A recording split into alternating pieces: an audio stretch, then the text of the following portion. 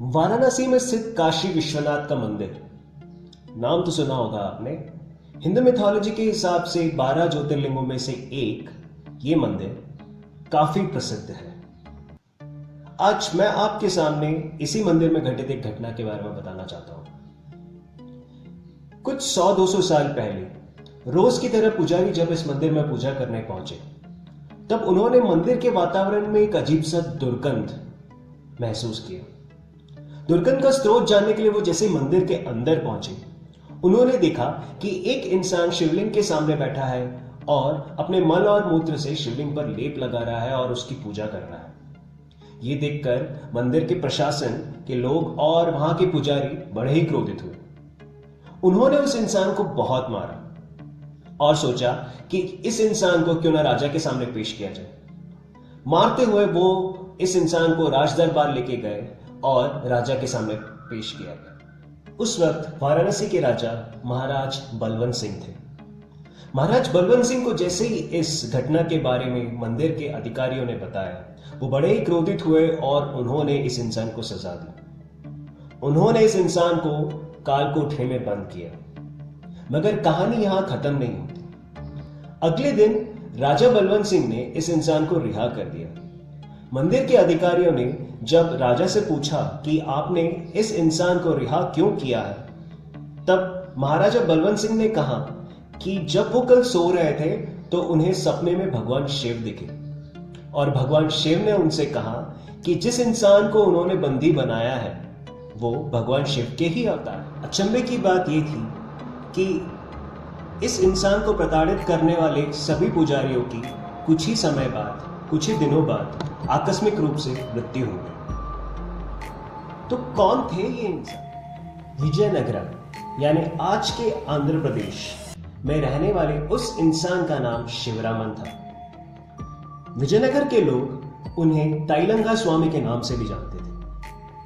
तैलंगा स्वामी का जन्म सन 1607 यानी 1607 में हुआ था और उनकी मृत्यु हुई थी सन 1887 यानी 1887 को।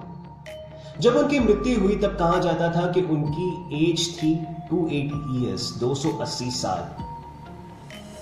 कई रिकॉर्ड्स के हिसाब से जेनी लुइस कार्लमेंट नाम की औरत थी जो कि 122 साल तक जिंदा थी।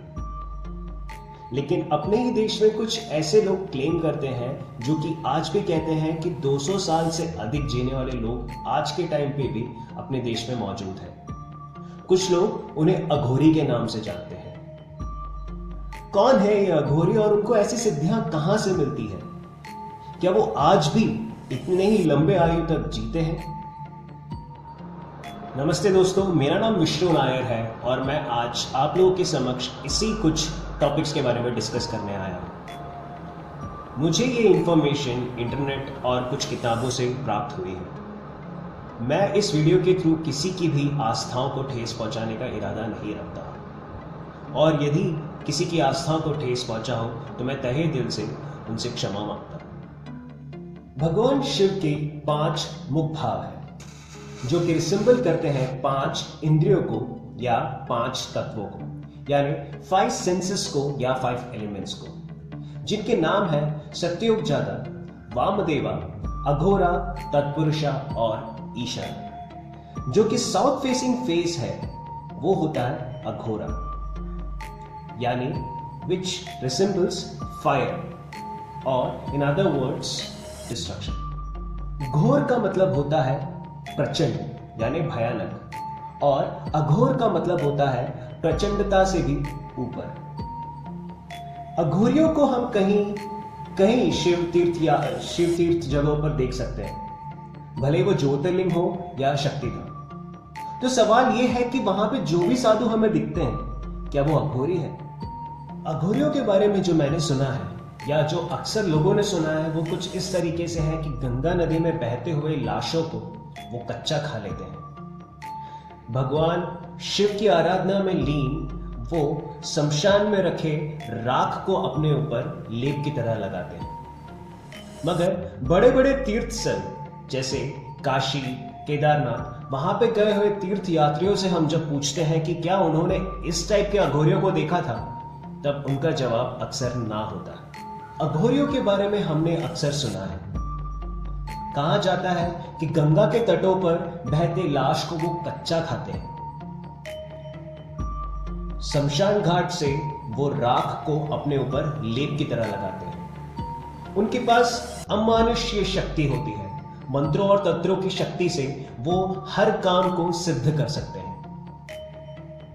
मगर बड़े बड़े तीर्थ स्थलों पे जैसे कि केदारनाथ या काशी पे गए हुए तीर्थ यात्रियों से जब हम पूछते हैं कि क्या उन्हें इसी तरह के अघोरी वहां पे देखने को मिले, तो अक्सर उन लोगों का जवाब ना होता है। तीर्थयात्रियों का कहना होता है कि हमें अघोरी तो दिखे, मगर उन्होंने हमें कई तरह के जादू दिखाए, जैसे हवा में से भस्म को निकालना। उन्होंने हमसे एक एक चीजों के लिए पैसे मांगे। एक तस्वीर खींचने तक के लिए वो हमसे पैसे दक्षिणा के रूप में मांगते हैं। तो क्या यही है अघोरी? तो इसका सिंपल सा आंसर है नहीं, ये अघोरी नहीं है। ये अघोरियों के नाम पर घूमने वाले कुछ खोटे सिक्के हैं जो कि नकली बाबा बनकर तीर्थयात्रियों से और श्रद्धालुओं से पैसे लेते हैं। तो फिर कौन है अघोरी? बाबाओं की श्रेणी में दो टाइप के बाबा होते हैं।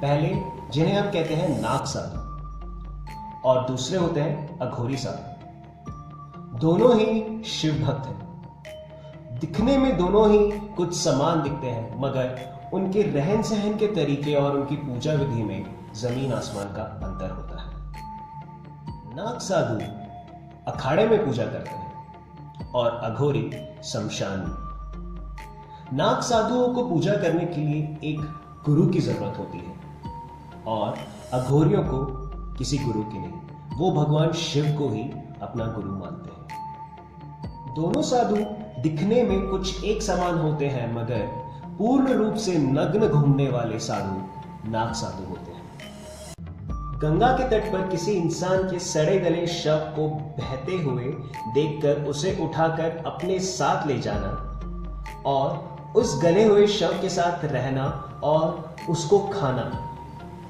इंसान की वो प्रवृत्ति जब इंसान का सबसे घिनौना रूप, सबसे वाहियात रूप के साथ खुद को अडैप्ट करना, एक वैरागी बन के जीना, वो होता है अघोरी।